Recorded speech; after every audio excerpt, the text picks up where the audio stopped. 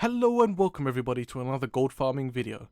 In this video we're going to be farming Embersilk cloth and infinite dust. So where are we going to be farming this?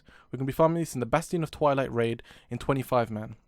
And this raid is located in the Twilight Highlands, which is just east of Ironforge. So what are the requirements? You want to be at least level 90, however you still will have a lot of trouble doing this at level 90, so if I were you I would wait to at least level 100, or you can bump it down to 10 man. Another thing you want is Azeroth flying to get on top of the spire, and of course you want a flying mount to go with that. Also, you might want to consider picking up tailoring and enchanting. You don't necessarily need these, however tailoring will give you a perk called cloth scavenging, which will allow you to get way more cloth than you would usually get, and enchanting will allow you to disenchant the trash into infinite dust, which sells for quite a lot on the auction house. So what is the route to this farm? Firstly, you want to make sure you reset all instances, and then you want to set it to 25 man, and then either on normal or heroic. I do it on heroic since I have no trouble with my prop paladin. However, if it's too difficult, you can do it on normal. So basically, enter the instance. You want to pull every mob in the first room. You want to just go around, pull everything, and then once you've pulled everything, you want to go head to the back of the room. There should be a few like a group of mobs patrolling up the room. You just want to pull those, and then you want to bring them all the way back to the entrance, and you want to hide behind this pillar here, and this will allow all the ranged mobs to come to you. All the mobs will gather around, and basically you just AoE them down. I find it nearly impossible to die on this farm since I have the leech trinket from Kazakh, and leech is really amazing for this farm. I highly recommend picking up that trinket. So another thing you should notice is they do disarm, so if you're a warrior or something, or rep paladin or something that requires you to have a weapon, you might have a little bit of trouble doing this. And they do keep stunning you, so I usually just bubble if they stun me, and you should just use your class abilities. You can also get a bunch of transmog items from this run, but I don't really count transmog items since they take a while to sell. But just bear in mind, before you sell everything, just check everything on the auction house to see if it's worth anything.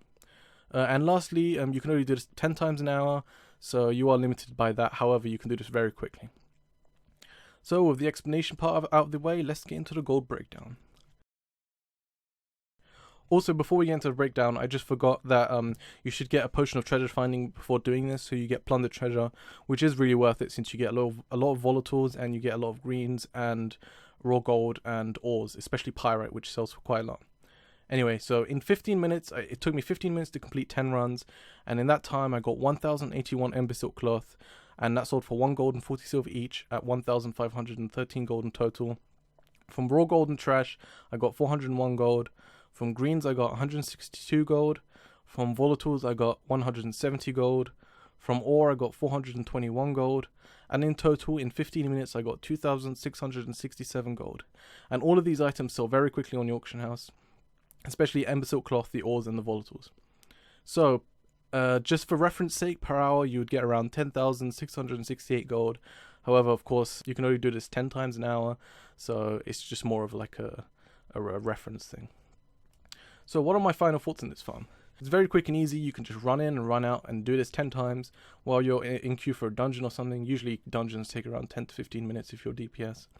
It's good for leveling up tailoring. I actually used this farm to level up my tailoring when I was doing the Cataclysm part.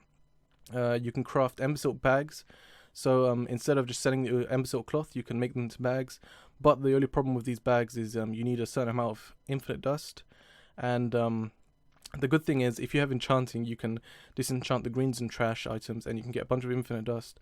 So that shouldn't be a problem, and you can make even more gold that way. If you don't want to do that, you can just either craft all of the Embersilk cloth into greens. I'll put a link in the description or an annotation which green is the best to disenchant. And if you disenchant that, you can get a bunch of infinite dust, and that usually sells very well on the auction house. So I guess that's the end of this video, guys. Like and favorite if you enjoyed, and subscribe if you want to see more videos like this from me in the future. And until next time, guys, bye!